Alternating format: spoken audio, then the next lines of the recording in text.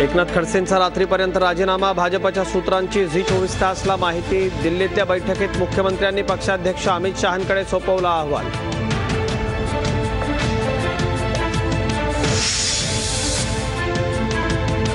खडसेंच्या राजीनाम्यासाठी अंजली दमानी यांचं आझाद मैदानावर उपोषण, तर खडसे समर्थकही आझाद मैदानात जमले।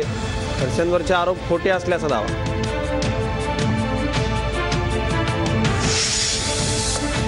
पक्षात एकाकी पडलेले खडसे मीडियापासूनही लांब, पत्रकारांशी बोलणं टाळलं। खडसे दिल्लीला धाव घेण्याची शक्यता, मुंडे गटाच्या पाठिंब्यासाठी खडसे समर्थकांची मुंबईत पोस्टरबाजी।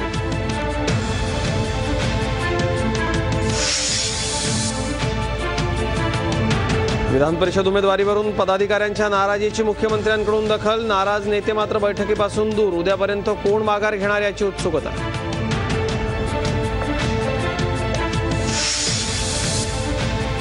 नागपुरात घरातल्या कूलरचा शॉक लागून एकाच घरातल्या तिघांचा मृत्यू, मृतांमध्ये 2 महिला आणि एका पुरुषाचा समावेश। माणकापूर भागातली घटना।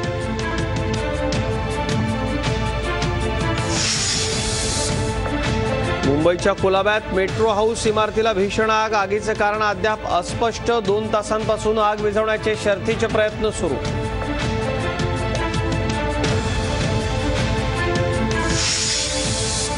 औरंगाबादमध्ये 4 दिवसांपूर्वी मृत झालेल्या महिलेची आत्महत्या नव्हे हत्याच, नवऱ्यानं चिठ्ठी लिहून घेऊन 4थ्या मजल्यावरून ढकललं। क्रूर पित्याचा चेहरा मुलामुळे उघड। मान्सूनच्या तोंडावर राज्यात लोडशेडिंगचे सावट, कोयनेचा जलसाठा 11% वीज पुरवठा ठप्प होण्याची भीती, तर कल्याणमध्ये विजेचा लपंडाव सुरूच।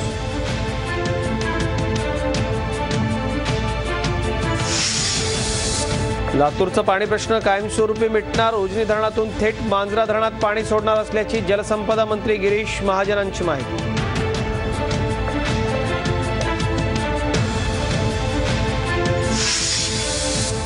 भंडाऱ्यात शेतकऱ्यांसह शासनाची फसवणूक, धान खरेदीच्या नावाखाली 5,72 लाखांचा घोटाळा। 3 संस्थांचे संचालक मंडळ आणि धान खरेदी केंद्र प्रमुखासह 22 जणांचा घोटाळ्यात सहभाग।